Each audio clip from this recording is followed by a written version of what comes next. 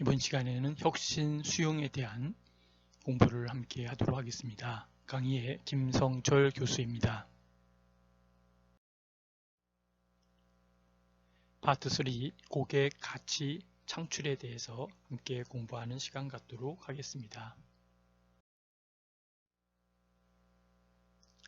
신제품 개발 중 새로운 가치의 구체화 과정 중에 이번 시간에는 혁신 수용을 살펴보도록 하겠습니다. 다음 시간에는 신제품 관리를 위한 틀을 공부할 예정입니다.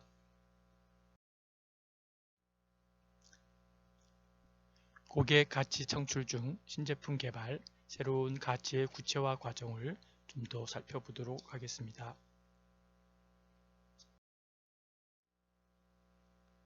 특별히 이번 시간에는 혁신에 대한 부분을 함께 공부할 예정이기 때문에 신제품 개발 과정에 대한 나름대로의 과정, 그리고 단계, 그리고 이러한 부분들을 중심으로 혁신에 대한 중심으로 함께 공부하도록 하겠습니다. 혁신 수용을 살펴보도록 하겠습니다.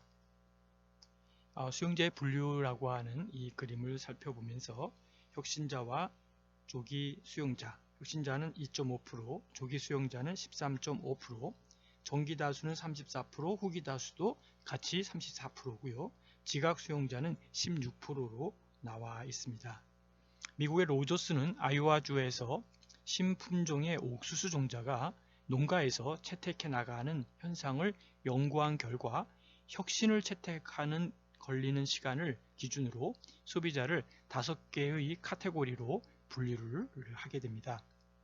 누적적인 관점의 소비자 수용을 시간이라는 관점으로 제품을 채택해 나가는 소비자 유형을 발견하게 된 것입니다. 수요층에 따라서 소비자들을 혁신 수용자, 조기 수용자, 조기 다수, 후기 다수, 지각 수용자로 분류를 하고 있습니다.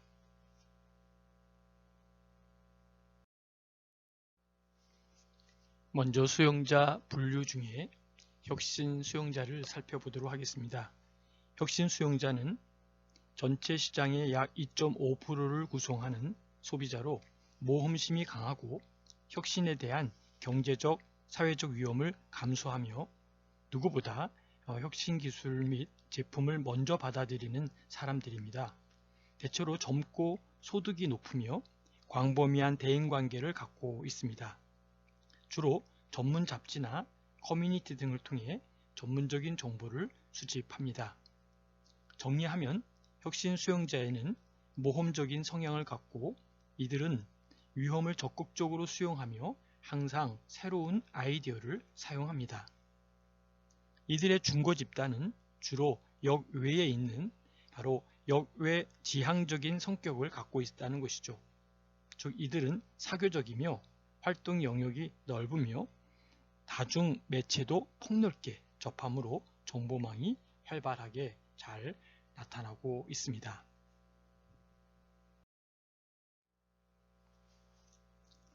다음은 두 번째 조기 수용자를 살펴보도록 하겠습니다. 전체 시장의 13.5%를 차지하는 소비자층으로 초기에 혁신적인 기술과 제품을 수용하기 때문에 조기 수용자라고 불리고 있습니다. 사회나 집단에서 존경받는 의견 선도자들로 새로운 아이디어를 조기에 수용하지만 선별적으로 받아들입니다. 소비자들에 대한 영향력이 크기 때문에 매우 신중한 고객 관리가 필요한 집단입니다.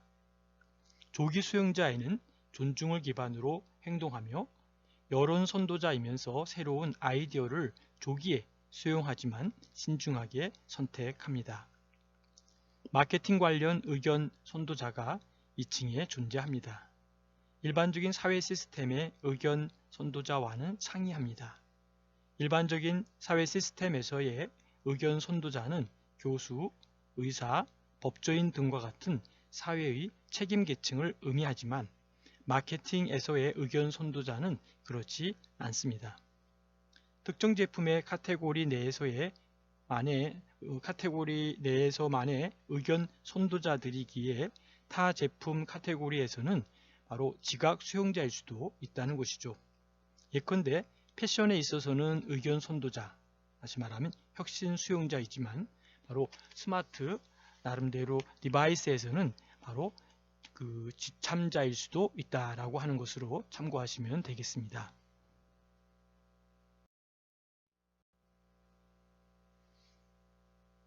다음은 세 번째, 점기 혹은 조기 다수자에 대해서 살펴보도록 하겠습니다. 전체 시장의 약 34%를 구성하는 정기 혹은 조기 다수자는 사회적 리더는 아니지만 구매에 신중하며 일반 소비자들보다 앞서서 혁신적인 기술과 제품을 수용하고 있습니다. 이들은 구매에 신중한 만큼 확실하게 제품을 평가하고 자신의 의사를 표현하기 때문에 집중적인 고객 관리가 필요한 중요한 집단이다 라고 볼 수 있습니다. 조기 다수는 신중한 성향을 갖고 있습니다. 이들은 리더는 아니지만 일반적인 사람보다는 빨리 새로운 아이디어나 제품을 수용을 하고 있습니다. 조기 채택자들의 뒤를 이어 신제품을 수용하고 이들은 매사에 신중을 기하는 심사숙고형입니다.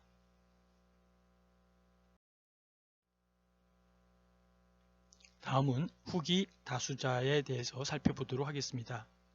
후기 다수자는 조기 다수자와 같은 전체 시장의 약 34% 같은 치수를 차지하고 있습니다. 많은 수의 소비자층을 대표하고 있는 것이죠. 이들의 특징은 이미 대다수가 사용하고 있는 것을 관찰하고 인지한 뒤 구매를 하는 소비자들인 것이죠. 이들은 혁신적인 기술과 제품에 대해 다소 회의적인 태도를 가지고 있습니다. 즉, 후기 다수의 의심이 많고 후기 다수는 의심이 많고 이들은 대다수가 사용하는 것, 다시 말하면 채택하고 난 후 새로운 것을 수용을 합니다. 따라서 이들에 대해서는 광고나 또는 구전을 통해 호의적인 태도로 전환시키는 것이 매우 중요합니다.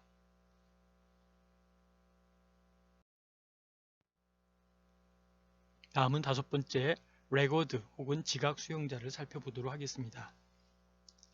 전체 시장의 약 16%를 차지하는 지각 수용자들의 주요 특성은 매우 전통지향적이며 유행에 둔감하고 혁신을 마지막으로 수용하는 집단입니다. 이들은 전통에 묶여 있는데 이들은 변화를 의심하고 혁신이 전통이 된 후에만 수용을 합니다. 이들은 수용할 때에는 이미 신제품이 아닐 가능성이 매우 높습니다. 주로 노인층과 사회적으로 소득이 낮은 사람들이 대부분 지각 수용자에 속하고 있습니다. 혁신 기술이나 제품에 대해 매우 회의적이기 때문에 마케팅 노력이 큰 효과가 없는 소비자층입니다. 따라서 비용 측면에서는 이들에 대한 마케팅을 하지 않는 것이 시간과 노력을 절감할 수 있습니다. 한편 하이테크에 있어서는 초기 시장의 혁신 수용층, 다시 말하면 조기 수용자와 나머지인 시장인 조기 다수층, 그리고 후기 다수층, 지각 수용자 사이에는 큰 갭이 있다고 하며 이를 지질적 용어인 캐즘이라고도 합니다. 이에 의하면 초기 시장, 다시 말하면 혁신 수용자층과 조기 수용자층에서는 소비자들은 기술에 대해 알고 있고 또 타인과는 상이하게 보이기 위해 위험을 기꺼이 감수할 용의가 있고 또 성향의 소비자인 반면에 성향이 이제 소비자인 반면이죠. 그 다음에 그 이후에 시장의 소비자들은 나름대로 기술을 잘 모르고 있고 또 위험을 최소화하고 싶어서 남과 비슷하게 하기를 원한다는 것이죠. 그렇기 때문에 하이테크 기업의 경우 초기 시장에서의 성공 방법을 그대로 유지하며 이후 시장에 적용하려 한다면 바로 이런 캐즘에 빠져서 실패를 하게 된다라고 하는 것이죠. 이 캐즘이라고 하는 것은 조금 전에 말씀드렸듯이 이제 큰 갭이 있는데 이 갭이 있다고 하면서 이것을 지질학적인 용어로 이제 캐즘이라고도 이야기한다라고 하는 것이죠. 그래서 나름대로 이 캐즘에 빠져가지고 실패를 하게 되는데 그러므로 기술을 중심으로 시장에 나서기보다는 바로 소비자의 문제를 완벽히 해결할 수 있는 하나의 솔루션을 제공해야 된다라고 하는 것을 기억하시면 되겠습니다. 지금 본 내용들을 잠시 요약한 표로 잠깐 보면은 혁신자가 있고요. 전체 구매자의 초기 2.5%에 해당되고 초기 수용자는 혁신 이후 구매하는 13.5%에 해당되고요. 그 다음에 정기 다수는 초기 수용자 이후 34%의 고객을, 그 다음에 후기 다수는 정기 다수 이후에 34%의 고객을, 그 다음에 지각 수용자는 마지막 16%의 고객에 해당된다라고 볼 수 있겠습니다. 혁신자는 주로 고소득, 고학력에 있다면 초기 수용자는 집단 규범에 의존하는, 그리고 범우주적 성향이 적다라고 볼 수 있습니다. 정기 다수는 구매에 조심스럽게 다가가고 있고요. 후기 다수는 신제품에 대해서 매우 어떻다? 회의적인 태도를 갖고 있다라는 것이죠. 그리고 지각 수용자는 집단의 규범에 의존하지 않는다라는 것도 특징으로 가질 수 있습니다. 특별히 혁신자가 범세계적 성향과 또 나름대로 가정 외에서 활발한데 집단 규범의 의존이 없고, 특별히 초기 수용자는 사회 지향성이 높은 것이 특징입니다. 더 나아가서는 의견 선도자일 가능성이 높다라는 것이죠.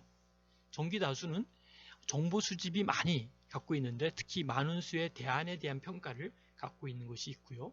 후기 다수 입장에서는 노년층이 고객이고 평균 이하의 소득과 교육과 집단 규범이나 가치에 의존적이다라고 하는 것을 살펴볼 수 있겠습니다.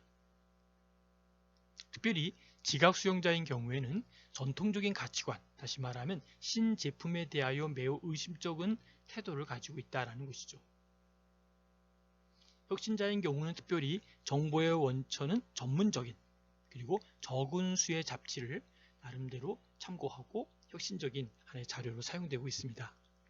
초기 수용자 같은 경우는 많은 구전을 한다는 것도 우리가 이해할 수 있겠고요. 정기 다수 같은 경우는 제품 구매가 기간이 길다고 하는 것이 정기 다수의 특징이고, 후기 다수 같은 경우는 집단이나 사회의 압력에 의하여 구매하는 경우도 있다는 것이죠. 마지막 지각과 수용자, 지각 수용자라고 얘기를 많이 하죠. 지각 수용자인 경우에는 사회로부터 소외된 계층, 다시 말하면 기술의 발달을 도외시한 부분들을 참고할 수 있겠습니다.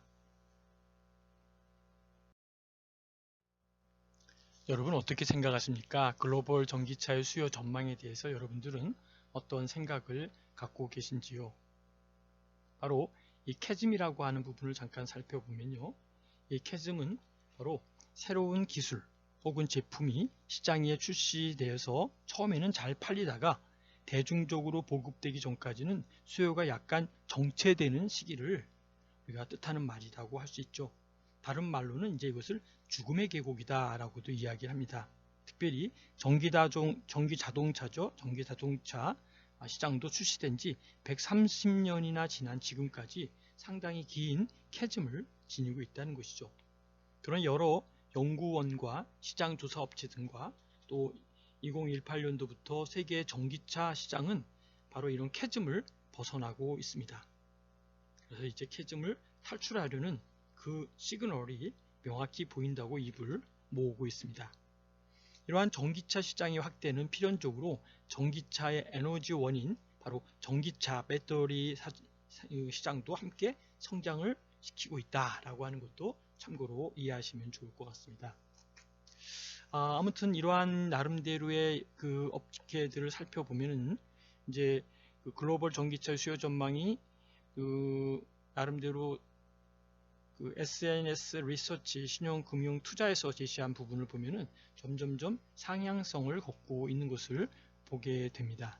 이러한 것을 참고하시면서 어떠한 방향으로 되어질 것인지, 또 나름대로 배터리 업체에서는 뭐라고도 얘기를 하면은 배터리 셀이라고 그러죠. 배터리 셀에서 기술 개발을 통해 에너지 밀도가 나름대로 좋아지면서 킬로와트당 가격이 점차 하락하고 있다면서 배터리의 셀뿐만 아니라 모듈, 팩 기술도 함께 향상시키면서 원가 절감 노력을 한 것이 바로 한국과 일정 수준의 규모의 경제가 이루어진 측면이 복합적으로 적용해서 배터리의 팩 가격이 내려가고 있다라고 이야기를 하고 있습니다. 본 자료는 이제 이코노믹 리뷰에서 나온 자료이길래 여러분 참고해 주시면서 보시면 좋을 것 같습니다.